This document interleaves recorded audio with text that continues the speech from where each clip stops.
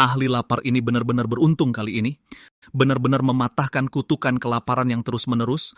Baru mulai sudah makan sate agouti yang harum, mengunyah sigung yang gosong di luar dan hangus di dalam, bahkan mengambil sarang burung untuk memasak sup ikan. Tinggal di kamar pribadi yang mewah, standar hidupnya setara dengan kelas atas. Gurun Sonoran di Arizona, terkenal kejam karena panas dan kekeringannya. Lebih dari 400 orang tewas saat mencoba melintas setiap tahunnya. Kali ini Paman Ed memutuskan untuk menantangnya. Tiba di lokasi tujuan menggunakan helikopter, dengan mahir melepas celana pendeknya. Seiring suara deru mesin yang semakin menjauh, Ed secara resmi memulai perjalanan bertahannya. Tanpa pakaian dan tanpa alat bertahan hidup, bahkan tidak membawa rambut sama sekali. Ingin menikmati hidup seperti liburan dalam 10 hari, satu-satunya aksesoris di tubuhnya adalah lientin pusaran ini. Pemberian dari Mike, seorang penduduk asli Amerika, tidak hanya belajar teknik bertahan hidup dari mereka, tetapi juga mempersembahkan sebuah lagu rakyat. Untuk pemberkatan, suhu siang hari di sana mencapai hampir 40 derajat, prioritas utamanya adalah menemukan air tawar secepat mungkin. Di bawah terik matahari yang menyengat, menginjak tanah yang sangat panas, baru berjalan 2 menit, keringat sudah bercucuran di dahi. Seiring perjalanannya ke depan, sebuah semak polong-polongan menarik perhatian si rakus Ed, mengambil satu dan mencicipinya sedikit, renyah dan manis, cukup untuk meredakan rasa lapar sementara, tapi masih sangat jauh untuk bisa menghilangkan rasa haus, terus mendaki ke tempat yang lebih tinggi, mencari tempat penyimpanan air terbaik dengan melihat dari ketinggian. Setelah berjalan beberapa jam, panasnya benar-benar tak tertahankan. Cari tempat teduh dulu untuk berteduh sebentar, dan di samping si Ed yang beruntung ini, ada sebuah semak agave yang sudah kering. Seratnya sangat kuat dan tahan lama, bahan yang sangat bagus untuk membuat pakaian. Diolah sederhana menjadi rok rumput yang bagus, Paman Ed pun kegirangan dan menari samba. Seiring matahari mulai terbenam, suhu di sekitar mulai terasa lebih sejuk. Si kepala botak ini harus menyalakan api sebelum hari gelap, memilih bibit pohon kering di sekitar sana, menggunakan tenaga penuh untuk mematahkannya menjadi 3 bagian, menggunakan metode bajak api untuk menyalakan api, menggosok dengan kuat berulang-ulang kali.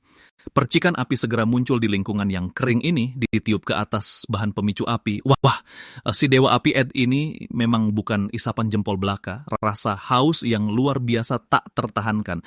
Dia kembali terpikir untuk mengambil buah kaktus, mengupas kulit luarnya, melahapnya dengan nikmat seperti makan buah kiwi, kaya akan karbohidrat, menghilangkan haus sekaligus menambah asupan kalori, lalu mengumpulkan rumput kering yang tergeletak, kembali ke camp untuk menggelar kasur yang empuk. Baru mulai saja hidupnya sudah begitu makmur, sama sekali tidak seperti Ed si kelaparan yang kita kenal.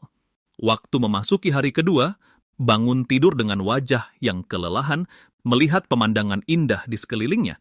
Rencana hari ini tetap mencari sumber air. Terlihat sebuah lubang di batu yang tidak jauh dari sana. Ed yang cerdik menyimpulkan, itu adalah jejak penggilingan manusia dari ratusan tahun yang lalu. Melihat ke sekeliling, menemukan deretan tanaman hijau tumbuh di lereng gunung dan parit alami yang terbentuk oleh kikisan air. Semuanya adalah tempat yang bagus untuk mencari air tawar. Untuk menemukan air, dia harus memeriksanya. Satu persatu melewati semak-semak yang lebat. Tiba di lokasi dan mendapati tempat itu sudah kering kerontang. Terus mencari ke sana kemari. Seperti itu. 2 tempat pertama berakhir dengan kegagalan. Rasa haus yang benar-benar tak tertahankan. Tiba di tempat ketiga, sebelum suhu udara semakin panas, dari jauh terlihat banyak serangga yang beterbangan.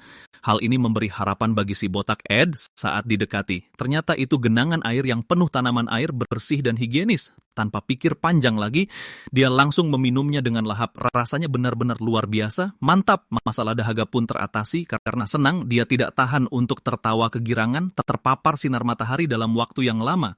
Perawatan kulit juga sama pentingnya. Mengambil beberapa batu untuk dijadikan masker wajah, menyemprotkan sedikit air liur, menghancurkan batu mineral menjadi bubuk, dioleskan secara merata ke permukaan kulit, bisa memberikan efek perlindungan tertentu. Sibuk setengah hari, perut pun mulai keroncongan, belum menemukan sumber protein. Si rakus Ed terpaksa mengincar kaktus, karena tumbuhnya cukup tinggi, mematahkan ranting untuk dijadikan alat pengambil. Kemudian mulai mengumpulkan makan malam hari ini. Setelah mengotak-atik, ia memetik 2 bunga kecil, mencicipinya sedikit, rasanya lembut, manis, dan lezat. Benar-benar di luar dugaan sang ahli lapar ini belum merasa puas makannya. Lalu mengumpulkan puluhan buah sekaligus untuk dibawa kembali ke perkemahan, memisahkan daging buah di dalamnya, lalu menekannya menjadi buah kering dan menjemurnya di atas batu. Menghitungnya, total ada 14 buah disimpan dengan baik. Selama seminggu ke depan tidak perlu khawatir soal makanan. Waktu memasuki hari ketiga, dibandingkan dengan langit cerah sebelumnya, awan di kejauhan membuat Ed merasa sedikit tidak tenang. Tidak ingin basah kuyup karena badai tiba-tiba, karena itu pembangunan tempat perlindungan tidak bisa ditunda lagi. Pergi ke sekitar untuk mengumpulkan batang yang berduri, lentur dan tahan lama, membengkokkannya untuk membangun kerangka kubah, lalu mengumpulkan beberapa semak-semak hijau, menutupinya dari atas ke bawah tanpa celah, sambil memastikan adanya sirkulasi udara. Efek tahan airnya juga sangat luar biasa, menghabiskan waktu seharian penuh untuk membangun sebuah rumah hobbit. Ukuran dalamnya pun sangat pas untuk ditinggali. Melihat protein yang berjalan di sekitar, membuat Ed sangat tergiur hingga air liurnya menetes deras. Saatnya memasang jebakan dan memulai mode berburu. Malam tiba dan bersiap untuk istirahat. Di luar tiba-tiba ada kilat dan guntur, kemudian hujan lebat pun menyusul. Tinggal sendirian di lembah kecil, membuat si kepala botak ini merasa sedikit takut. Waktu memasuki hari keempat, pagi hari di sekitar terasa sangat damai. Untungnya hanya guntur yang besar, tapi hujannya sedikit, kecuali air tawar yang tersisa di lubang batu.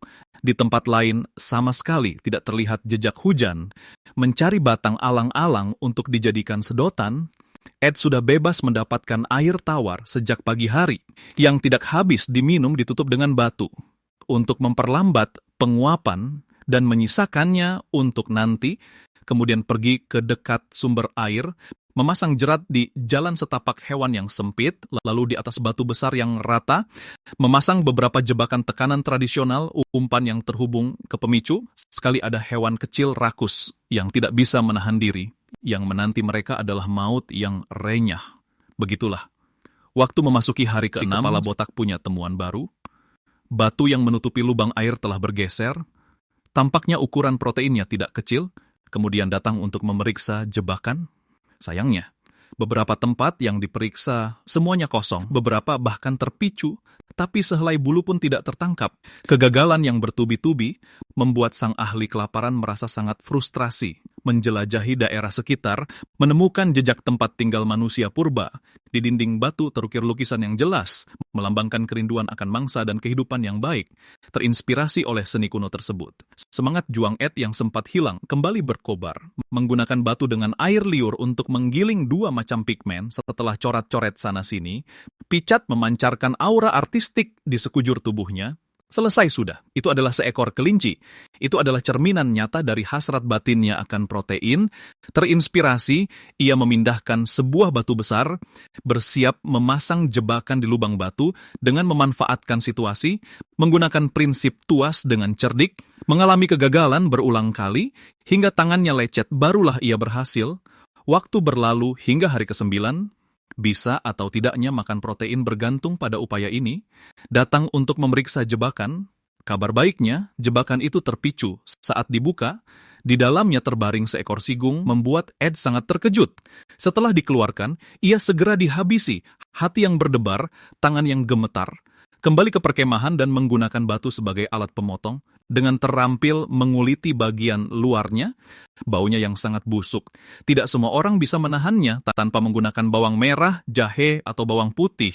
Langsung diletakkan di atas api untuk dipanggang. Demi menyantap hidangan mewah ala kerajaan, sang ahli kelaparan memutuskan untuk menunjukkan kemampuannya.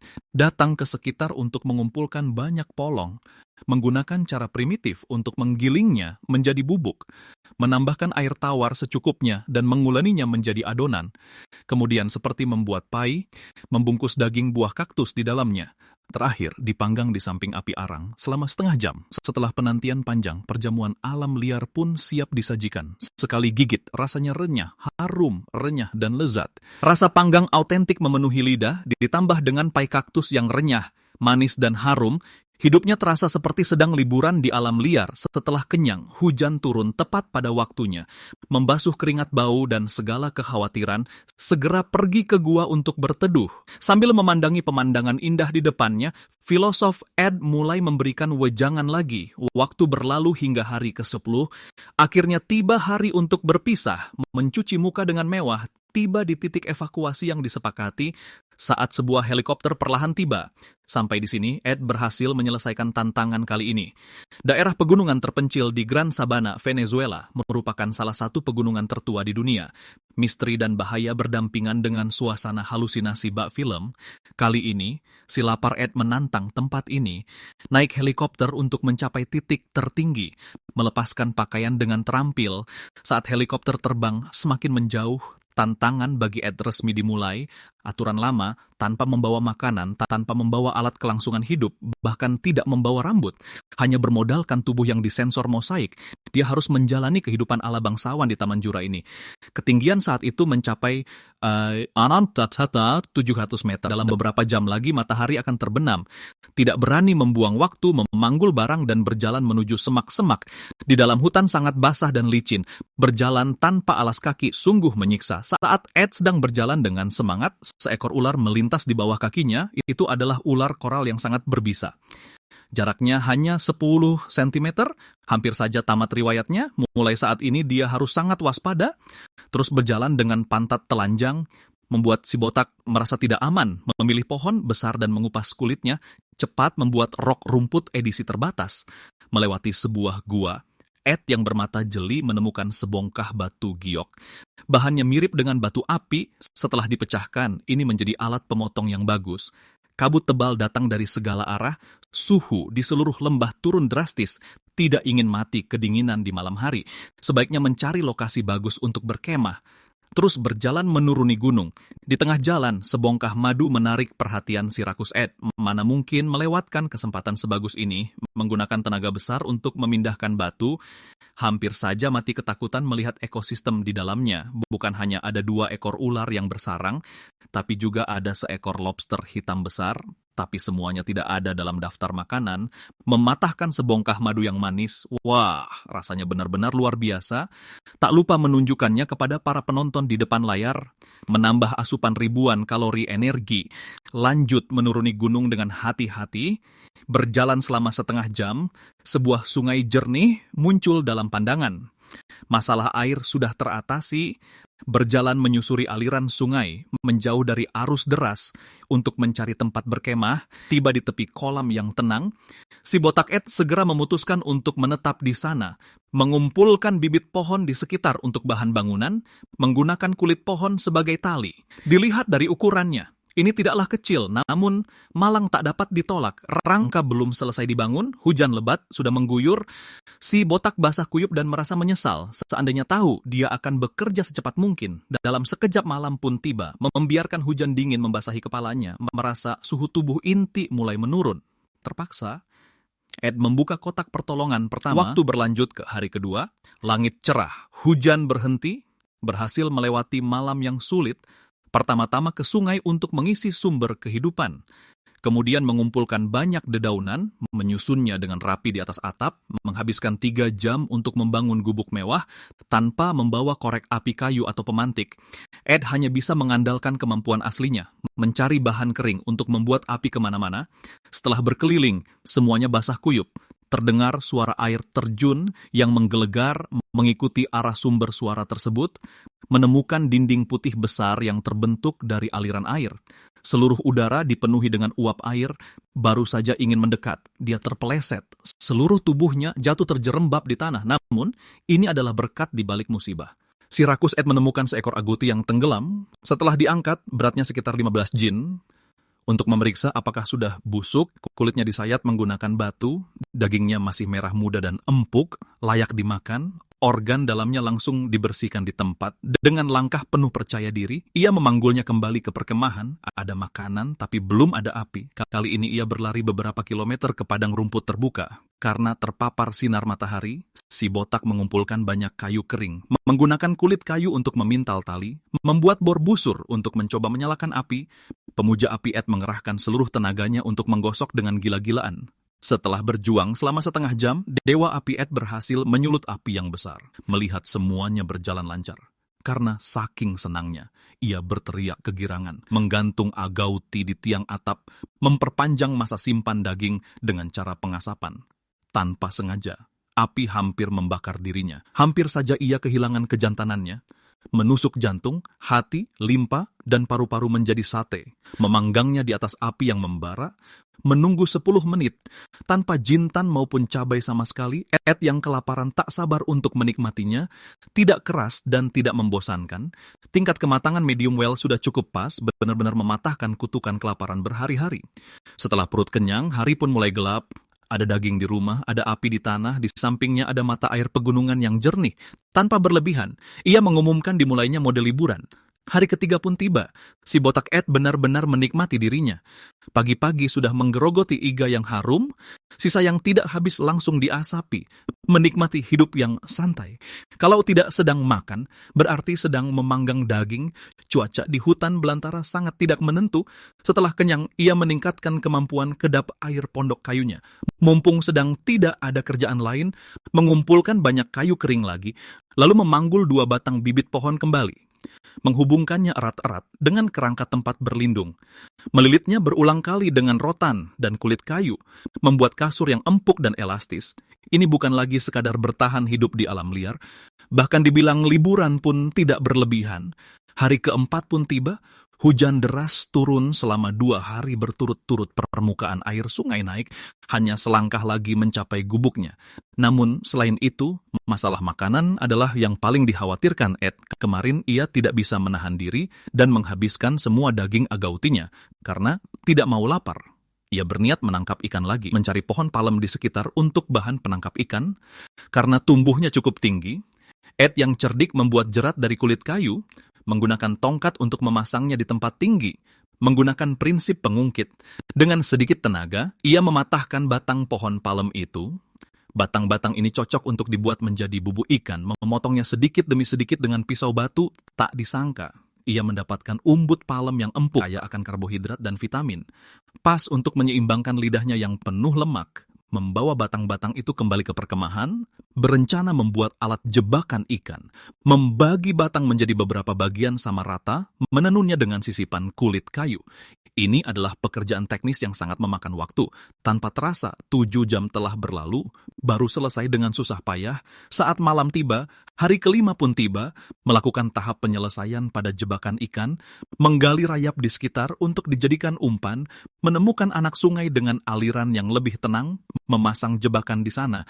Selanjutnya tinggal menunggu saja. Tak terasa hari ke-8 pun tiba. 6 hari diantaranya terus diguyur hujan. Bahkan saat berjalan kaki di Amazon selama 2,5 tahun pun tidak pernah seperti ini.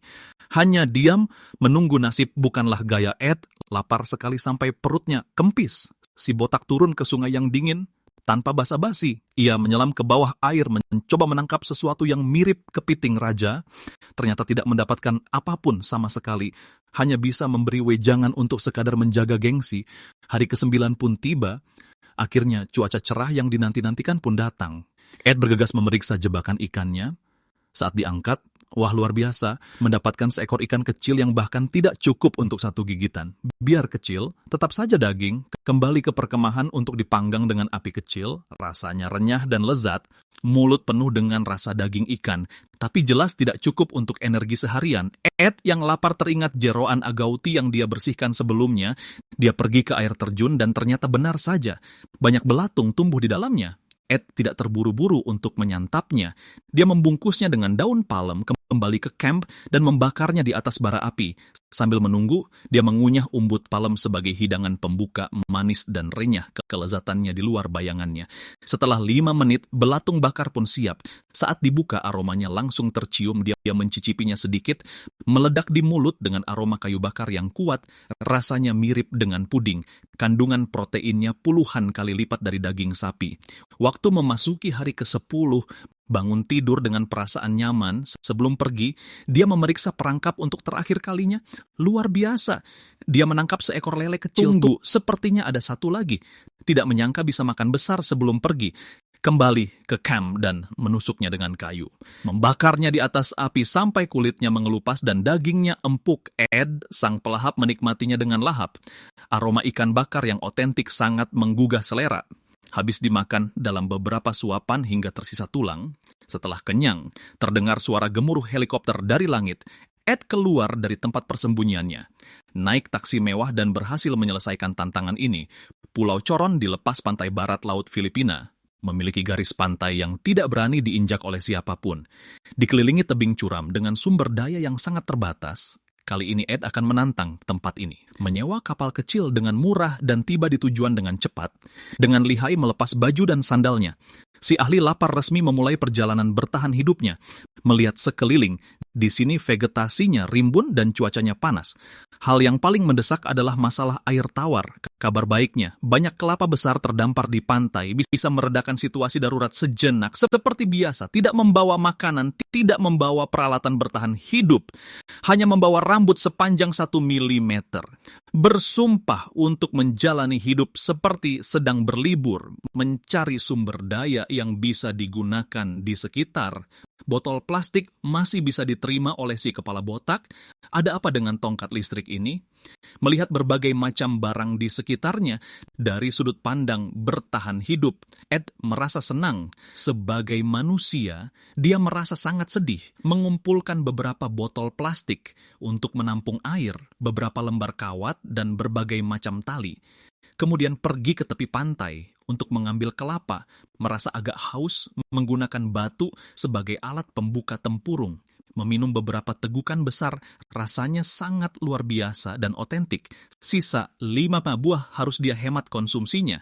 Saat ini adalah musim kemarau, tidak perlu khawatir soal udara dingin. Mengumpulkan daun palem untuk dijadikan kasur yang empuk. Masalah tempat berkemah pun selesai. Berbaring di atasnya terasa sangat nyaman. Waktu memasuki hari kedua, si kepala botak bangun dengan wajah penuh kelelahan. Entah apa yang terjadi, tubuhnya terasa tidak beres. Tubuhnya memancarkan kelelahan dari dalam keluar. Hanya ingin berbaring di camp tanpa bergerak. Sudah jatuh tertimpa tangga pula. Lututnya terinfeksi dan membengkak. Entah sejak kapan, jika dibiarkan, ini bisa mengancam nyawanya. Bercanda boleh saja, tapi jangan main-main dengan nyawa. Segera menelepon tim medis untuk meminta bantuan. Sesuai petunjuk, Ed si botak membuka kotak P3, meminum 1 butir antibiotik. Jika benda ini juga tidak mempan, yang menantinya hanyalah evakuasi, tidak ada air, jadi dia memecahkan kelapa untuk meredakan haus. Di malam hari, makan sedikit daging kelapa untuk mengganjal perut. Waktu memasuki hari ketiga, kondisi Ed sudah jauh membaik, tanpa siksaan rasa sakit, saatnya memulai mode bertahan hidup. Kelapa paling lama hanya cukup untuk 2 hari lagi. Terpaksa Ed mulai mengincar pepaya di sekitar, memilih 1 dan langsung menggigitnya tanpa dicuci. Tak disangka ternyata belum matang, rasanya mirip sabun cuci tangan. Masalah air tawar belum bisa diselesaikan. Dalam waktu dekat, Ed memutuskan untuk menyalakan api terlebih dahulu, memasukkan paku yang ditemukan ke dalam botol kaca, mengocoknya berputar berkali-kali. Dengan suara retakan, bagian bawah botol terlepas sempurna. Strukturnya mirip dengan kaca pembesar, menggunakan sabut kelapa kering sebagai pemantik. Setelah 5 menit, dijemur di bawah terik matahari. Seiring keluarnya asap yang mengepul, detik berikutnya api berkobar dengan hebat. Tak heran, ini adalah saat termudah bagi Ed sang pemuja api. Karena terlalu senang, dia tidak bisa menahan tawa gegege. Memanfaatkan air surut, Ed si pengumpul makanan kembali beraksi. Mencoba mengumpulkan udang dan kepiting untuk nutrisi. Meski daging kerang sedikit, itu adalah kelezatan yang langka. Setelah 1 putaran terakhir pencarian, hanya menemukan beberapa kelang-kelang kecil. Dalam perjalanan kembali, dia menemukan sebuah kaleng besi tua, kemudian pergi ke pantai untuk mengolah bahan makanan, mengambil sekaleng penuh air laut, kembali ke camp, dan merebusnya di atas api. Setengah jam kemudian, hidangan harum pun siap, rasanya sangat renyah. Rasa makanan laut yang kuat langsung terasa sampai ke ubun-ubun. Waktu memasuki hari keempat, pagi-pagi sekali Ed pergi ke pantai untuk mencari makanan. Jaraknya tidak jauh, menemukan sebuah jaring ikan yang terbuang, tak peduli apapun, dia membungkusnya dulu. Siapa tahu nanti bisa berguna, terus menjelajah dan menemukan sebuah teluk sempit. Masuk ke dalam dengan sikap mencoba-coba. Berjalan beberapa puluh langkah lagi, Ed mengeluarkan seruan "Oh my God" yang luar biasa. Kamera beralih ke pemandangan yang menakjubkan. Di dalamnya tersembunyi sebuah laguna misterius, menarik banyak bulu babi untuk berkumpul di sini. Setelah menahan lapar selama berhari-hari, Ed yang kelaparan kali ini beruntung, pilih yang ukurannya padat, bersihkan duri-duri di permukaannya. Bahan makanan kelas atas tidak butuh pengolahan rumit, celupkan ke telur bulu babi, dan langsung nikmati. Rasanya hampir sama dengan kuning telur asin, kaya akan berbagai nutrisi, dikenal sebagai tempat penambah stamina bagi pria. Melihat rawa bakau di seberang danau, parit-parit dari atas ke bawah mungkin menyimpan air tawar. Ini juga satu-satunya kesempatan untuk mendapatkan sumber air yang stabil. Kembali ke camp dan merencanakan desain rakit, mencari bambu sebagai bahan. Tanpa peralatan yang canggih, menggunakan api untuk membaginya menjadi 3 bagian, mengumpulkan rotan untuk dijadikan tali, mengikat sambungannya dengan kuat, menutup permukaannya dengan lapisan jaring ikan, menambahkan beberapa papan busa untuk meningkatkan daya apung, memanggul rakit dan membawa peralatan. Ed si petualang berangkat, seperti yang diketahui, berenang bukanlah keahlian si botak, mengandalkan daya apung rakit segitiga, berenang gaya katak dengan mudah sampai ke seberang, dengan haus akan air, dia menuju ke tempat yang lebih tinggi. Saat melangkah maju, dia tercengang, tanah yang kering, tidak ada setetes pun air tawar yang terlihat. Mungkinkah perjalanan ini sia-sia? Namun pulang dengan tangan hampa bukanlah gaya Ed. Menemukan sejenis siput transparan di kayu lapuk di tepi pantai, langsung menikmatinya tanpa banyak bicara. Wah, rasanya benar-benar di luar dugaan. Hampir sama dengan tiram yang manis. Belum puas, dia menangkap beberapa lagi. Saking enaknya, dia tidak bisa menahan tawa gegege. Dalam perjalanan kembali ke camp, gua di tebing kedua. Sisi menarik perhatiannya. Berdasarkan pengalaman, kemungkinan besar ada air hujan di sana. Dengan sikap ingin mencoba, Ed si pemanjat tebing menggunakan kaki dan tangan untuk memanjat melalui gua sempit menuju ke platform. Hasil tidak mengkhianati usaha, menemukan sebuah genangan air kecil, menemukan air setelah kemarau panjang, dia sangat bahagia, mengisi botol plastik yang dibawanya, sayangnya warnanya keruh karena asam tanin dari dedaunan, membawa sekitar 5 liter, dan kembali melalui jalan yang sama untuk memastikan tetap bersih dan higienis, menggunakan kaca untuk memotong bagian bawah botol plastik, seperti membuat sandwich, menggunakan pasir dan arang untuk membuat alat penyaring sederhana.